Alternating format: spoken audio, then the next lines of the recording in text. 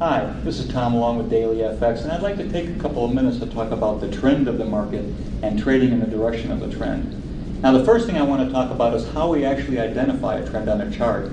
And what we recommend in our courses is start with a daily chart with about 1 year of trading activity on it. And we identify an uptrend as a series of higher highs and higher lows. We identify a downtrend as a series of lower highs and lower lows. And we want to trade in the direction of the trend. Otherwise, when we see an uptrend, we only want to look for buying opportunities.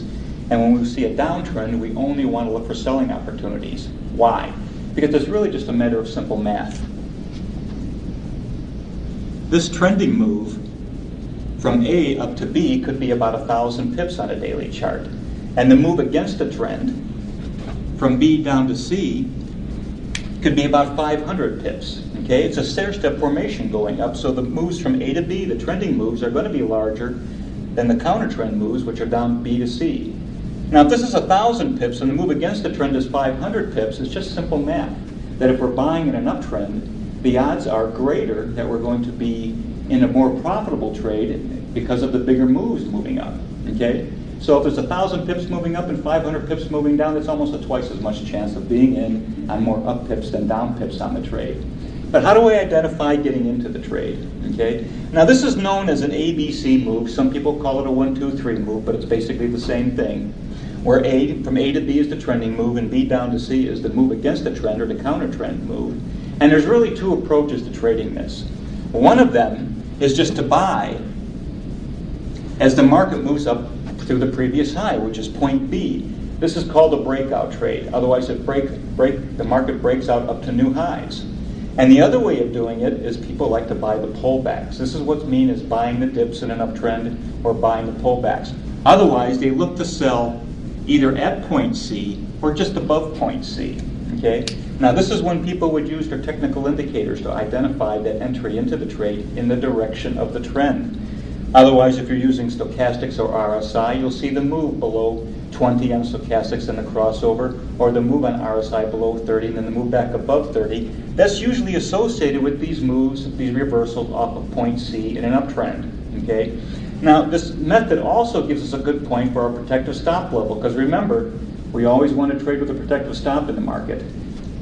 That if we see the RSI, our indicator, show the reversal here at point C and we get in right after point C, we actually want to put a protective stop in below this low, which is actually point C. Because at this point, if the market moves down to print a new low, we want to be out of our buy side trade at that time because something's changed in the market, usually a news event or some other event that's actually caused the sellers to come back in and take control of the market. When the sellers are in charge of the market, we don't want to be on the buy side, we want to be on the sell side. But of course, since it's against the trend, we just let it play out and perhaps try to enter again after we see another reversal on that. But it works the same thing on the sell side.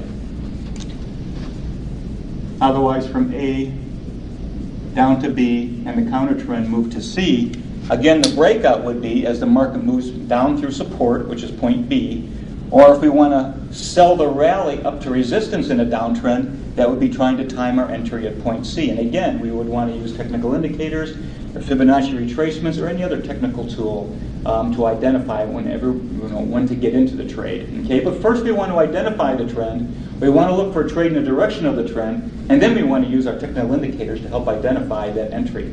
Okay.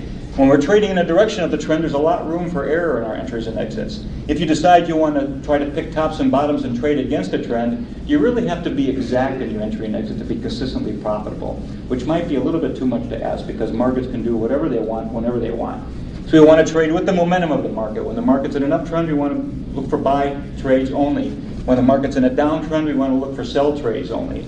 And what I like to do is I like to go through all the currency pairs that are available to trade at FXCM, all the daily charts with 1 year of trading, and look for the strongest trending moves. Okay, because there's a lot of times you can look at a currency pair, the daily chart, and make a case for either an uptrend or a downtrend. There's arguments for both sides. Those are the pairs that I like to stay away from because I think the trade is just going to be as directionless and unsure about which way it wants to go. Okay. But if we find the strongest uptrends and look for buying opportunities, and find the strongest downtrends and look for selling opportunities, we do increase our chance of success, and just about everything we do can fall right into place when we're trading with the strongest trending moves. Thank you very much. Again, my name is Tom Long with Daily FX, and good luck with your trading.